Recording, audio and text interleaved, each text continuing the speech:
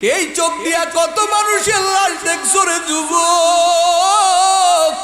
একদিন তোরে আমাকে লাশের প্যাকেট বানাইবে, তোমার আমার শরীর থেকে সব নতুন কাপড়গুলো কেসি দিয়ে দিয়ে দিয়ে তোমার আমার কাপড়গুলো কেটে দিবে। একেবারে আমার শরীর থেকে সব কাপড়গুলো খুলে দিবে। ওরে মাজার সুতোটা পর্যন্ত রাখবে না রে যুবক। ও পর্দার আড়ালের আম্মা জানেরা, কত রং বিরঙের পোশাক পরছেন, কত সাজসজ্জা করেছেন, আপনার শোকেস ভরা কসমেটিকের অভাব নাই। কিন্তু যেদিন মরিয়া যাবেন রে মা, ওই বড়ই পাতা গরম জলে শুয়াইয়া মশারির তলে তোমারে আমারে জনমের মতো গোসল লাগাই দিবে রে আম্মা জান। ও আম্মা জান, একটা কসমেটিকও তো আমার আপনার সাথে দিবে না, সন্তানও বলবে না, আপনার আদরের স্বামীও বলবে না, আমার স্ত্রী এই পারফিউমটা ছাড়া চলতে পারে নাই। ওরে আম্মা জান, ওরে নাকে মুখে ওই সুরমা লাগাইয়া, ওই কি বলে গোলাপ জান লাগাইয়া, তোমার আমার কপুল লাগাইয়া, ওই বাজার থেকে গোলাপ বানিয়া নিয়া আতর মাখিয়া রং বিরঙের মতো সাজাইয়া দিবে। জীবনের শেষ শ্বাসটা কেমন হবে রে বাপজানেরা, একটু কল্পনা করে দেখেন। আপনি কাপড় পরলে আপনাকে কেমন লাগে, আমি কাফন পরলে আমাকে কেমন লাগে রে যুবক। আল্লাহর দরবারে কান্না করো রে যুবক। আমার আল্লাহ কয়, আজরাইল যাওয়ার আগে তুই ভালো হইয়া যা। আজরাইল যাওয়ার আগে তুই যদি ভালো না হও, তোর জানটা কিন্তু আমি ভয়ঙ্কর ভাবে কবজ করাইব। ও আল্লাহর বান্দারা, ও যুবক, আর কয়দিন বেহায়াপনা করবা, আর কয়দিন আমার আল্লাহরে ভুলে থাকবা। তুমি যত দূরে যাইতে চাও, আমার আল্লাহ তত ডাক দেয়, আয় আয় আয়। বন্ধুরা দূরে গেলে কয়বার ডাকে আমার আল্লাহ, প্রতিদিন তোমার আমারে ডাকে। এরে বান্দা আমার সারিয়া তুই কোথায় চলতেছ? তুই যেই রাস্তায় হাঁটতেছ রে বান্দা বান্দি, ওই রাস্তাটা তো জাহান্নামের। যেই রাস্তায় তুমি হাঁটো ওটা তো জাহান্নাম। দুনিয়াতে একটা মশার কামড় সহ্য করতে পারি না রে যুবক। তুমি আমি কেমনে ওই জাহান্নামের আগুন সহ্য করব? আমার আল্লাহ কইয়া, আইয়ুহাল ইনসান, ইয়া আইয়ুহাল ইনসান, ইয়া আইয়ুহাল ইনসান, মা গাররাকা বিরব্বিকাল কারীম। আমার আল্লাহ ডাক দিয়া কয়, বান্দা, দুনিয়াতে সবাই তোরে ধোঁকা দেয়, ধোঁকা দিয়ে দিয়ে দিয়ে তোরে জাহান্নামী বানাইতে চায়, কিন্তু আমি আল্লাহ তোর দিকে কুদরতি নজরে তাকাইয়া থাকি। তুই কখন আমাকে একটা বার আল্লাহ কয়া ডাকবি? কখন একটা বার আমার কুদরতি বাই সিজদা লাগাইয়া সুবহানা রাব্বিয়াল আলা কয়া ডাকবি? তোর একটা ডাকের জন্য আমি আল্লাহ অপেক্ষায় থাকি। ও যুবক, এমন দয়ার মাওলা কই পাবি? এমন মায়ার মাওলা কোথায় পাবি রে যুবক? এই দুনিয়ার সবাই স্বার্থপর, আমার আল্লাহর মতো মায়ার আল্লাহ কেউ নাই রে যুবক। ও পর্দার আড়ালের আম্মা জান, আর কয়দিন বেপরদাগিরি করবেন? আর কয়দিন আল্লাহ পাকের দিন সারা চলবেন? আপনার মতো বহু মাস আমার মাওলারে বড় ভয় করে একটা জিনিস আরাম খায় না। স্বামী যদি চাকরি করে, হিসাব করে স্বামী, একটা টাকা হারাম ফ্যামিলিতে ঢুকাইবেন না। ও আল্লাহর বান্দারা, তুমি যেই সুদ খাইয়া নিজেও নাপাকি গ্রহণ করতেছো, তোমার কোলের বাচ্চাটাকেও সুদ খাওয়াইয়া তার রক্তটাও তুমি নাপাক বানাইতেছ। বানাইতেছো। ও আল্লাহর বান্দারা, অথচ তোমার কেউ আপন হবে না। যাদের জন্য এত কষ্ট করতেছো রে বোন, ও পর্দার আড়ালের আম্মা জান, যাদের জন্য অক্লান্ত পরিশ্রম করতেছেন, এরা আসলে সবাই স্বার্থপর। মরার পরে সবাই এক এক করে বিদায় দিয়ে দিবে।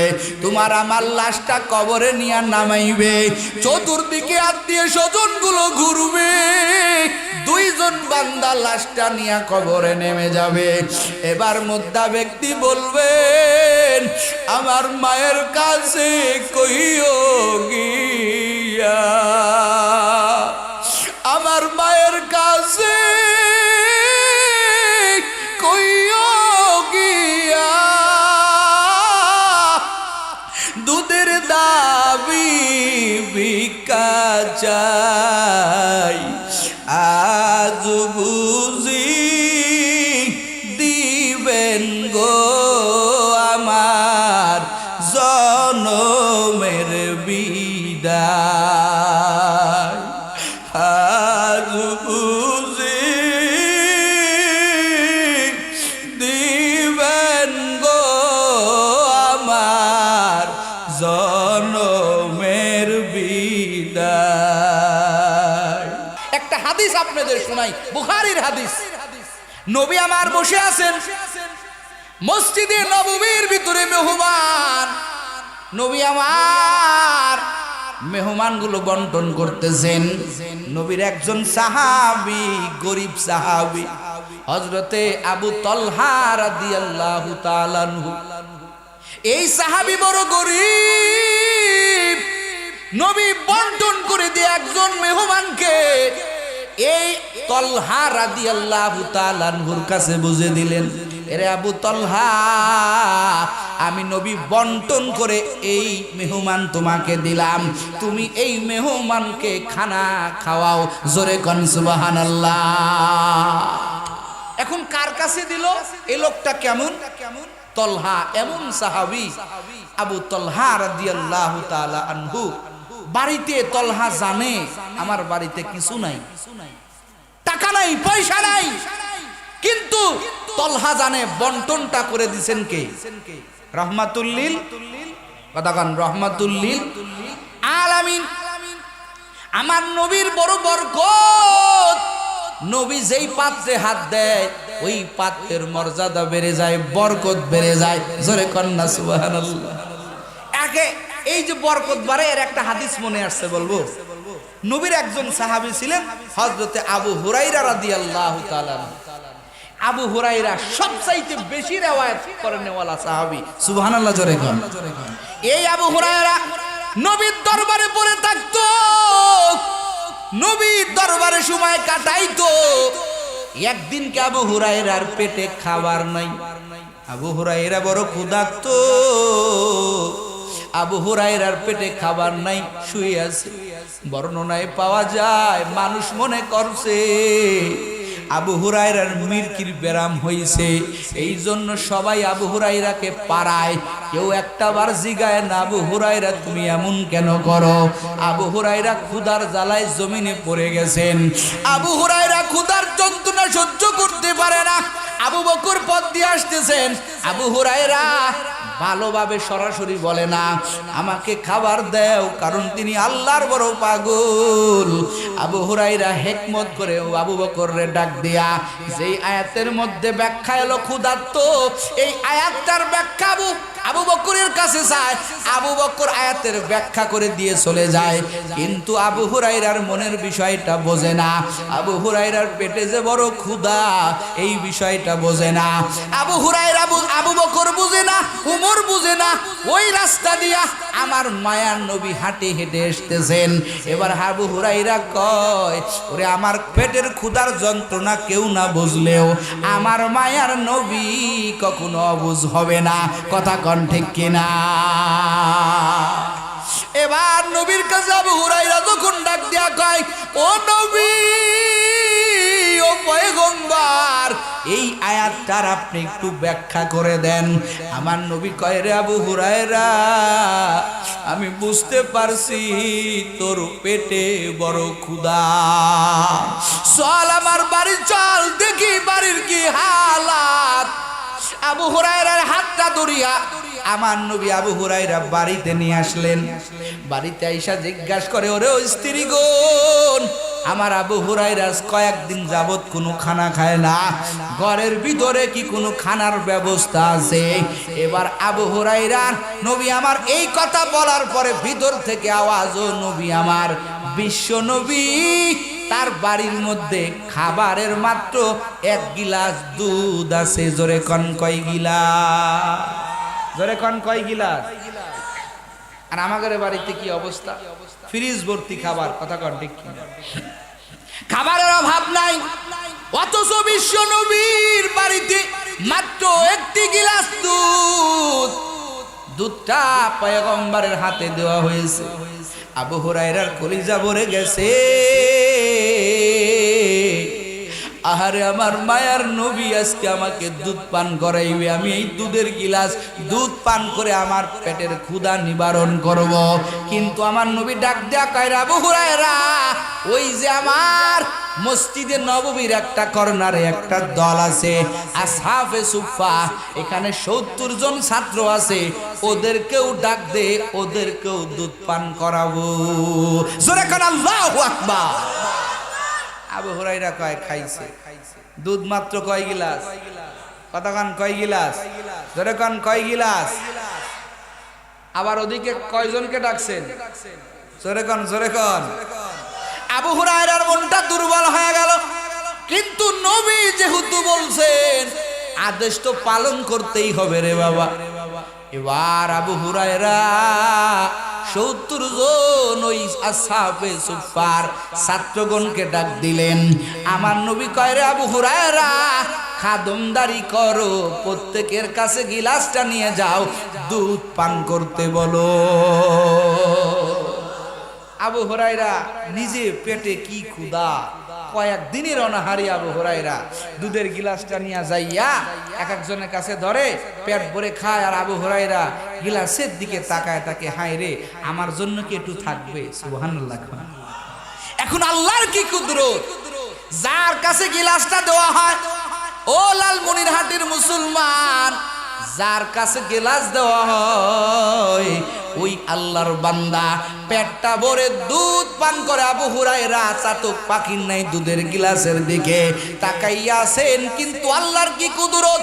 আবু হুরায়রা হাদিস বর্ণনা করে বলেন, ওই আল্লাহর বান্দা এক এক করে 70 জন ওই একটা গিলাস থেকে দুধ পান করলো, কিন্তু খুদার কসম আমি তাকাইয়া দেখলাম ওই দুধের গিলাসের থেকে এতটুকু দুধ কমে না। আবু হুরায়রা 70 জনকে দুধ পান করাইলো রে যুবক। এবার আমার নবী কয়, ও আবু হুরায়রা, এবার তুমি পান করো।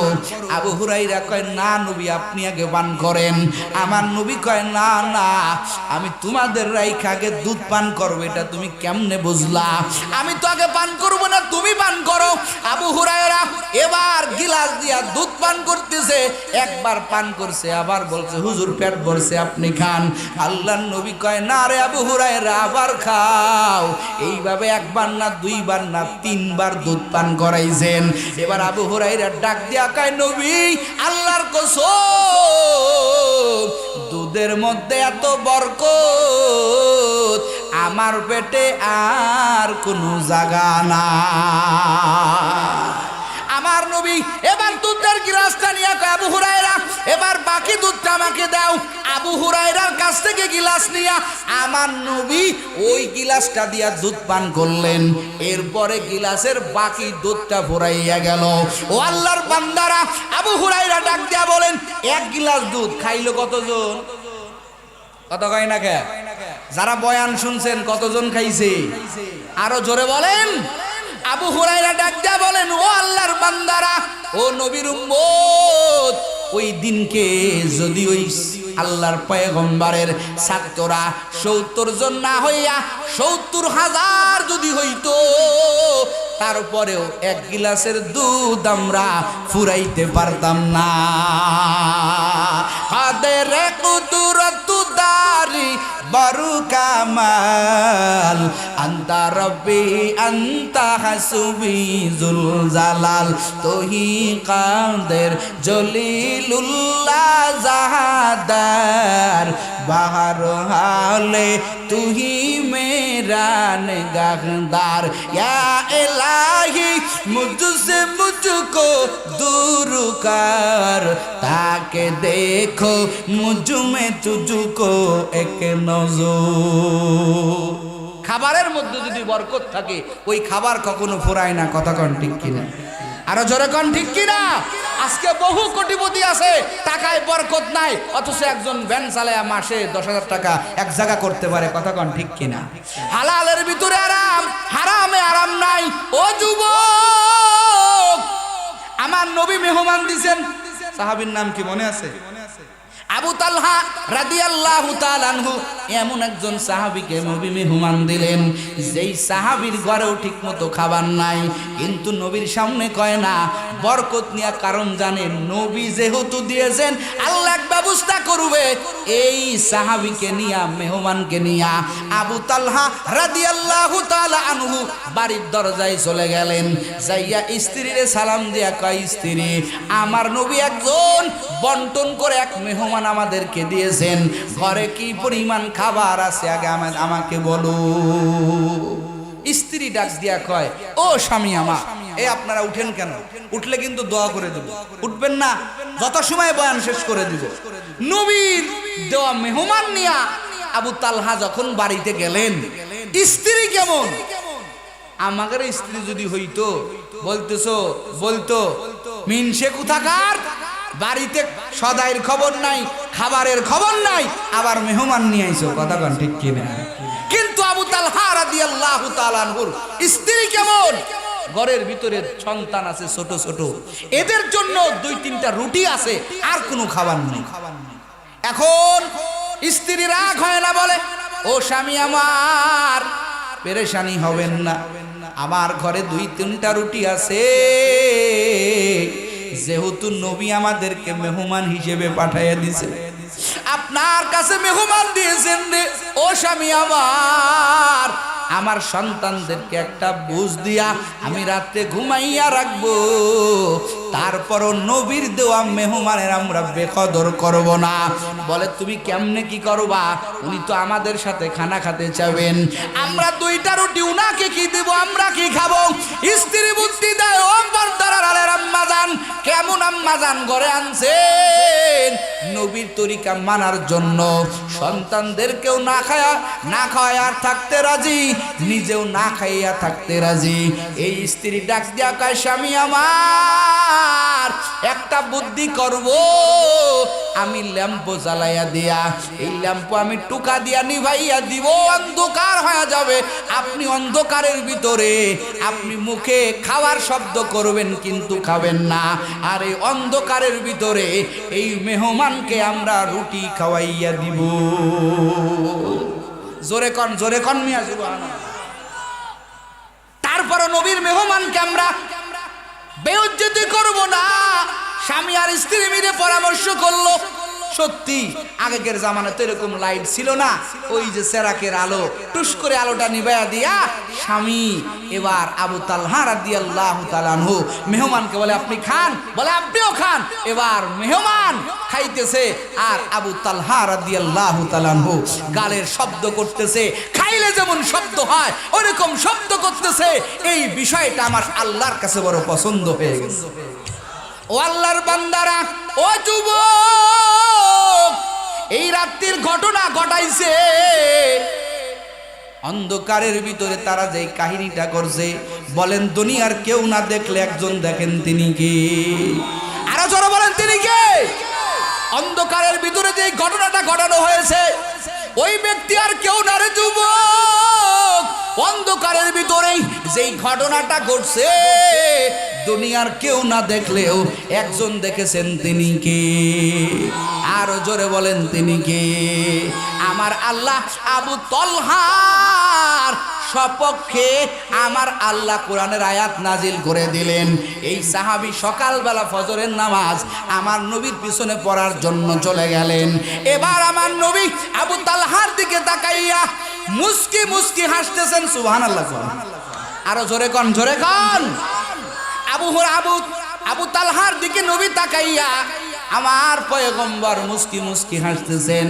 আবু তালহা বলে, না হয় মনে হয়, আমার মনে হয় নবীর দেওয়া মেহমানের সাথে খারাপ ব্যবহার হয়ে গেছে, এই জন্য নবী আমার হাসতেছেন। এবার আবু তালহা নবীর দিকে আগায় গেলেন। নবী আমার কয়, আবু তালহা রে, তুমি আর তোমার স্ত্রী রাত্রিবেলা দুইজন মিলিয়া যেই ঘটনা ঘটাইছো,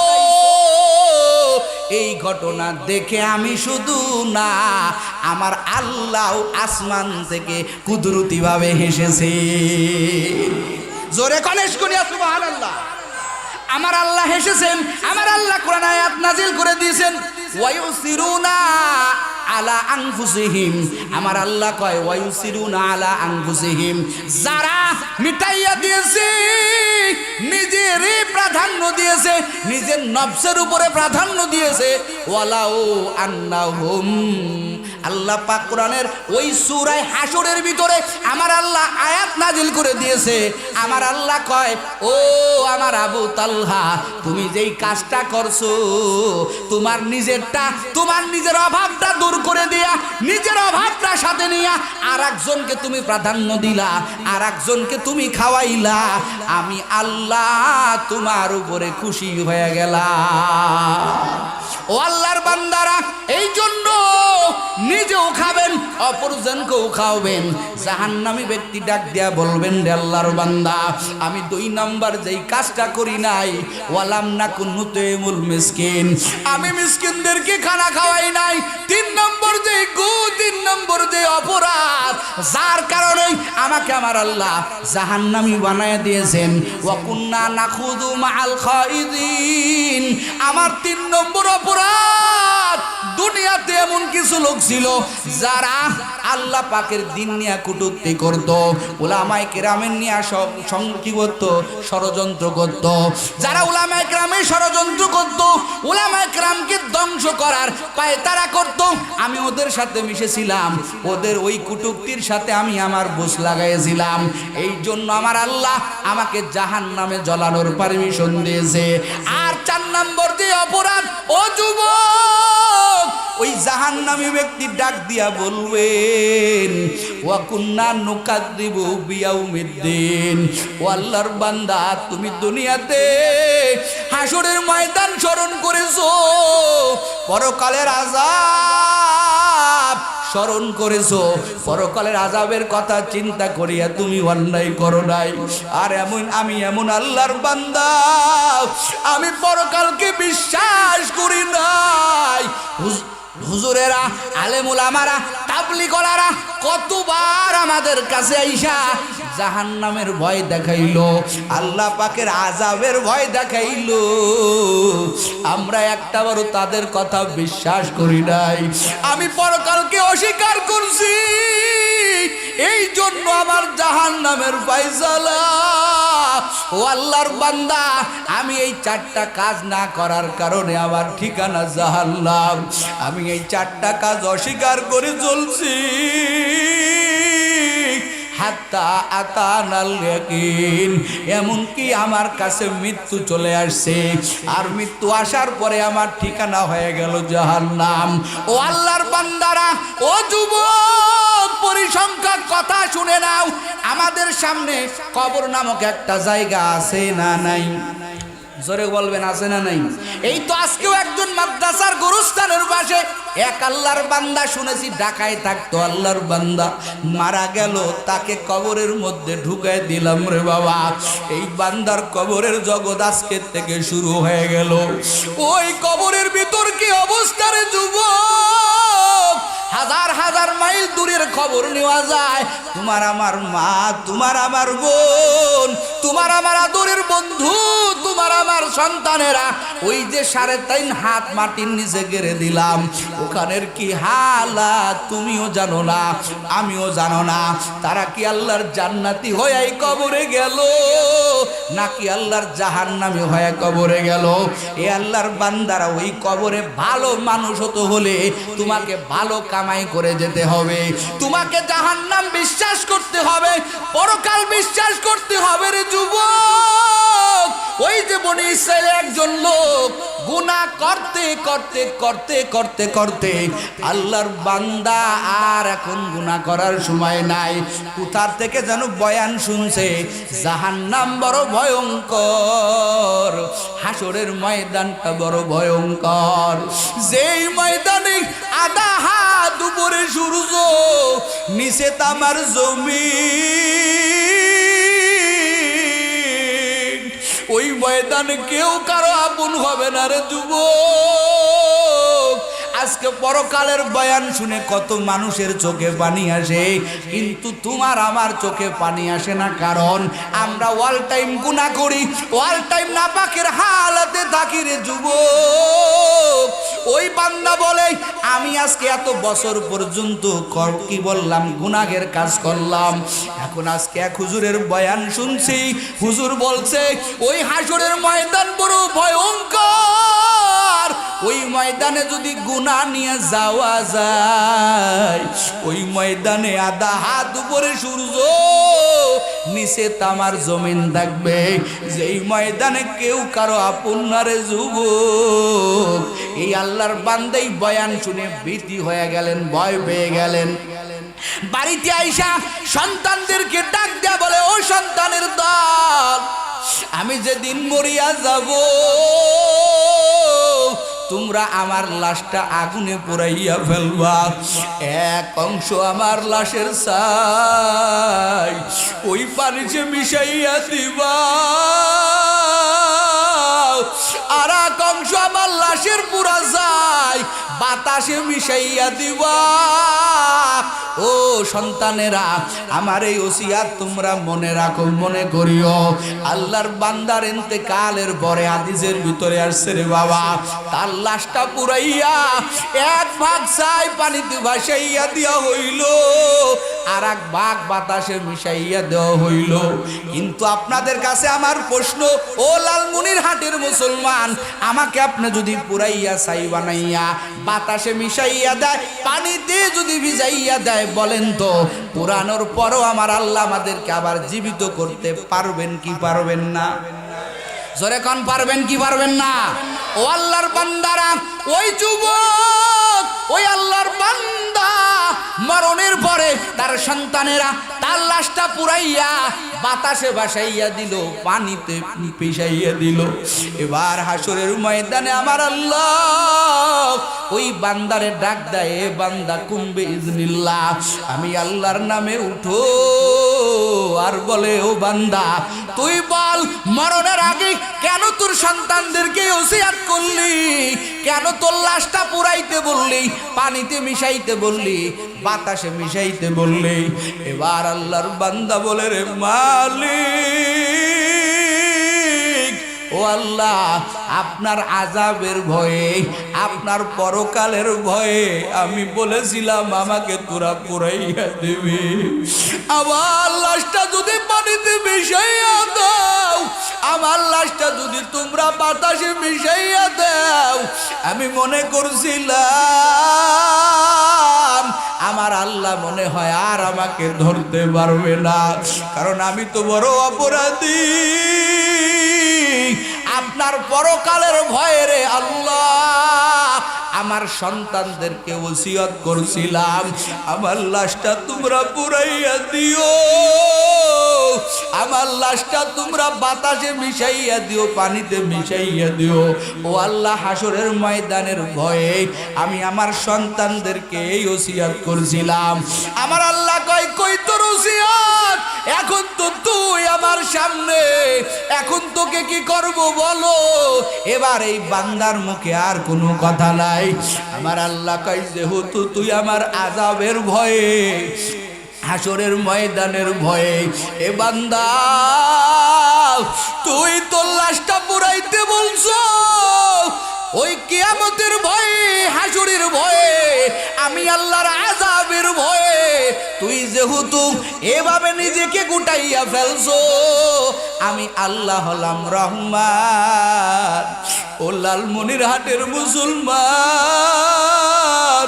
আমার আল্লাহ কয় আমি আল্লাহর মতো রহমান কেউ নাই, আমি আল্লাহর মতো গফফার কেউ নাই। যেহেতু আমার আযাবের ভয়ে তুই এই কাজগুলো করছো, এ বান্দা যা যা যা, আমি আল্লাহ তোর জীবনের সব গুনাহগুলি ক্ষমা করে দিলাম। এ লালমনিরহাটের মুসলমান, ও যুবক, ও পর্দার আড়ালের আম্মা জান, আজকে আমি আপনি এত অন্যায় করি, এত গুনাহ করি রে বাপজানেরা, একটাই মাত্র কারণ, আমাদের আল্লাহ পাকের ভয় নাই, আল্লাহর জাহান্নামের ভয় নাই। ওই কবরে কি নিয়ে ঢুকবি? কারণ কবর হলো একটা ভয়ঙ্কর গর্ত। এমনি এমনি সাহাবায়ে কেরাম কবর দেখে এত কান্না করে নাই। মাঝে মাঝে গোরস্থানের কিনারায় দাঁড়াইবা, নিজের মার কবরের কিনারায় দাঁড়াইবা, নিজের বাবার কবরের কিনারায় দাঁড়াইয়া বলবা, ও আব্বা জান, তুমিও তো একদিন রাজত্ব করছো, আমার সংসারে চলেছো, আজকে তুমি কবরের বাসিন্দা হয়ে গেছো, আমিও তো ওই কবরপুরের যাত্রী, ওই কবর দেখে কাঁদবারে যুবক। নবীর সাহাবায়ে কেরামেরা কবর দেখে কান্না করেছে। উসমানের জীবনী তালাশ করে দেখো, এমন কোনো দিন নাই যে কান্না করে নাই। উসমান বলেন, আমি যখন কবর দেখি আমার কান্না আরো বেড়ে যায়। সাথীবর্গ প্রশ্ন করে বলেন, রে উসমান, আপনি কবর দেখলে এত কেন ইমোশন হয়ে যান, এত কেন কান্না করেন? উসমান ডাক দিয়া বলে, রে ভাই, কবর দেখলে আমি উসমানের হুঁশ থাকে না, আমি পাগল হয়ে যাই। কারণ কবর এমন একটা গর্ত, ওরে কারো জন্য জান্নাতের বাগান, কারো জন্য জাহান্নামের ঘর, কারো জন্য ফুলের বাগান রে যুবক,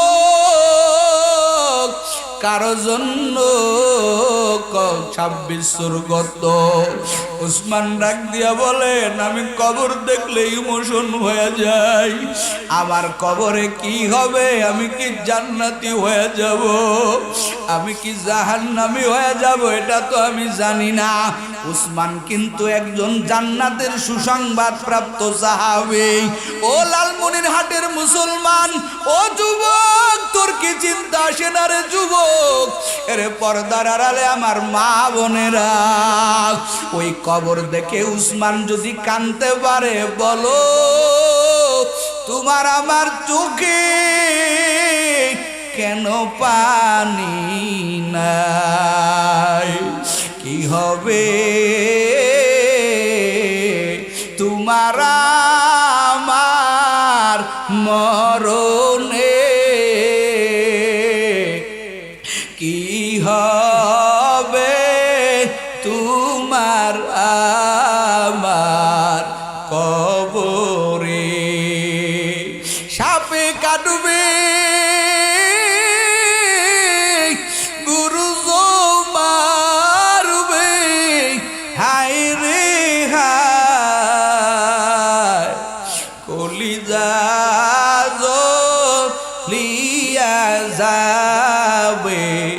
বিষের জালায় কলিজা জ্বলিয়া যাবে বিষের জালায়। যুবক রে, চক্ষু দুইটা বন্ধ করে দেখ, সাদা কাফনে তোর কেমন লাগে? এই চোখ দিয়া কত মানুষের লাশ দেখছো রে যুবক?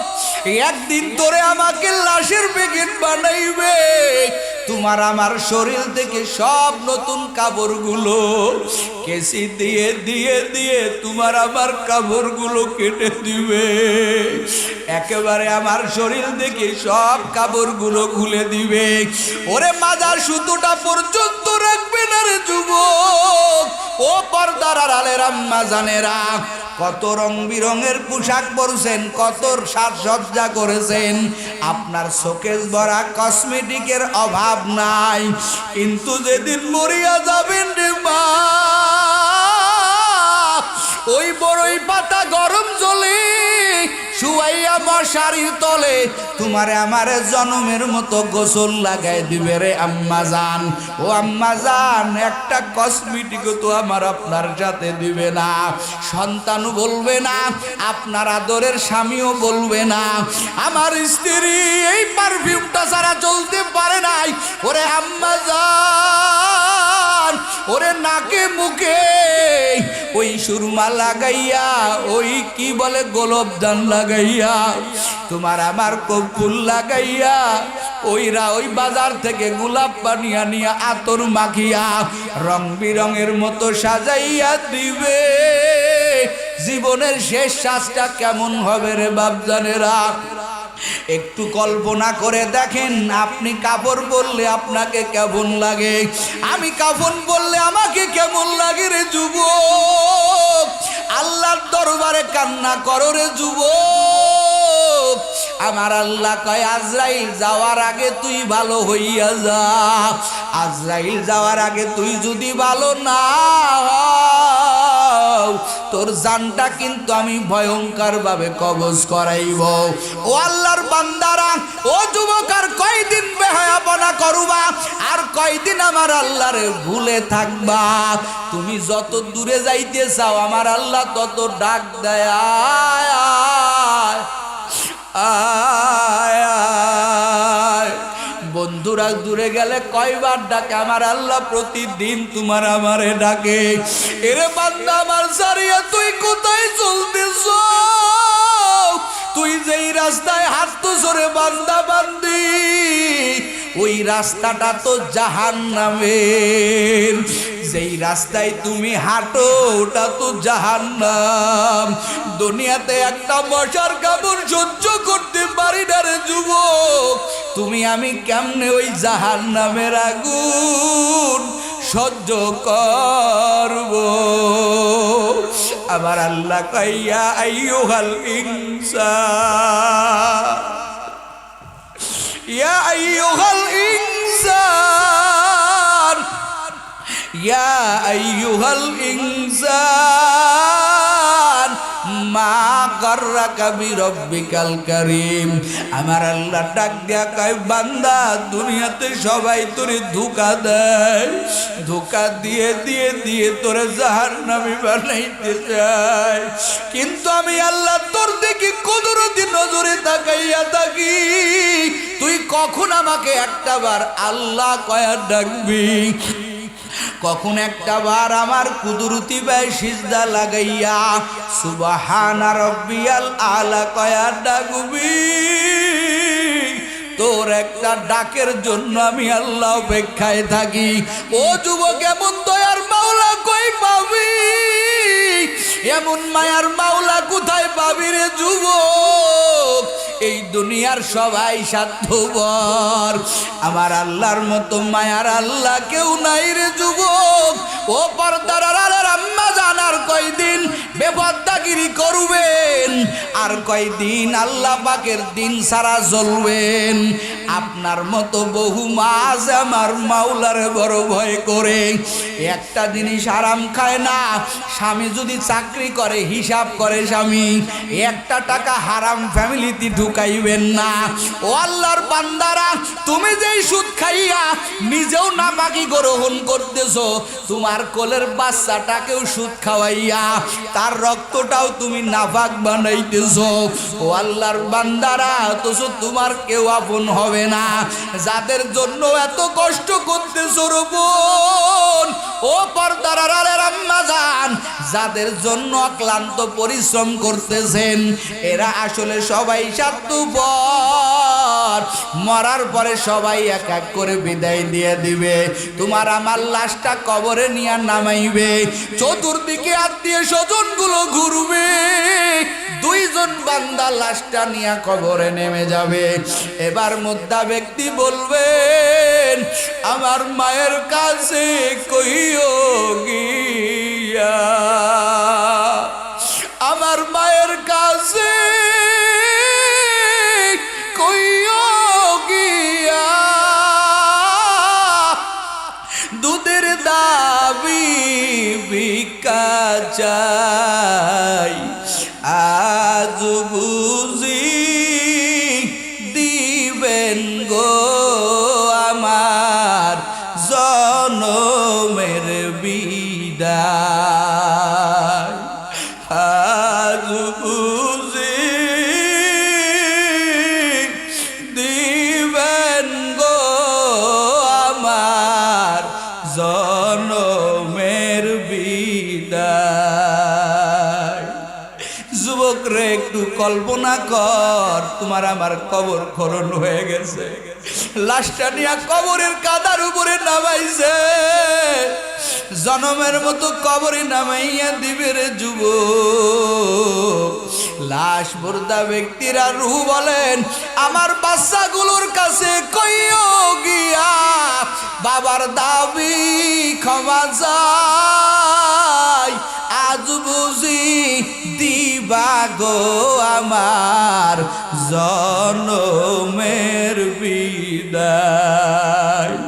এই জন্য যুবক আসিও একা, যাইব একা, এই জন্য যুবক তোদের হাতে ধরি, প্রতিদিন যুবকেরা কবরে যাইতেছে রে ও লালমনির হাটের মুসলমান।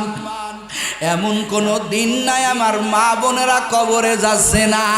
কত আমার যুবতী বোনেরা কবরে চলে যাইতেছে, স্টক করে মরে যায়, পানির তলে যুবকের লাশ, গাড়ির তলে যুবকের লাশ, আগুনের ভিতরে যুবকের লাশ, প্রতিদিন ম্যাক্সিমাম খবর যুবকের লাশের। ও আমার বন্ধুরা, ও কলিজার যুবকেরা, এই ময়দানটা শেষ ময়দান মনে করো, আর গুনাহ করবা না, পাঁচ বেলার নামাজ পড়বা, আর দাড়িতে খুল লাগাইবা না, দাড়িতে খুল লাগায় মনে করছো তোমার যৌবন বাড়ছে না রে যুবক, যৌবন বাড়ে নাই। ওরে দাড়ি খুল লাগাইয়া ক্লিন রাখিয়া ওই অবস্থায় তুমি যদি মরো, আর তোমাকে মদিনাওয়ালা বলবে এই দাড়ি কামাইন্না মুসল্লি আমার উম্মত হতে পারে না। যদি নবী আমার এই কথা কইয়াই ফেলে, তোমার বা উপায় কি, আমার বা উপায় কি? এই জন্য তওবা করো, আর নামাজ কাজা দিবা না। যুবক তুই আমার বন্ধু, আমিও তো দাড়ি রাখলাম, আজকের থেকে তুইও দাড়ি রাখবি, আর খুল লাগাইবি না, এক পাঁচ বেলার নামাজ পড়বি, হালাল ভাবে রুজি উপার্জন করিয়া হালাল খাবার মাকে খাওয়াইবি, বাবাকে খাওয়াইবি, স্ত্রীকে খাওয়াইবি, সন্তানকে খাওয়াইবি। কারা কারা পারবেন? খাঁটি নিয়েতে, তওবার নিয়েতে দুটো হাত আল্লাহরে দেখায়া দেন, লিল্লাহি তাকবীর। আয় আল্লাহ, তওবার নিয়েতে হাত উঠাইলাম রে মালিক, আপনি আমাদের তওবা কবুল করে নেন। আয় আল্লাহ, দিনের একজন দায়ী বানাইয়া দেন। আয় আল্লাহ, আপনার গোলাম বানাইয়া দেন। তওবা করে, খাঁটি তওবা করে রে আল্লাহ আমাদের কবরে যাওয়ার তৌফিক দান করেন। বলেন আমিন।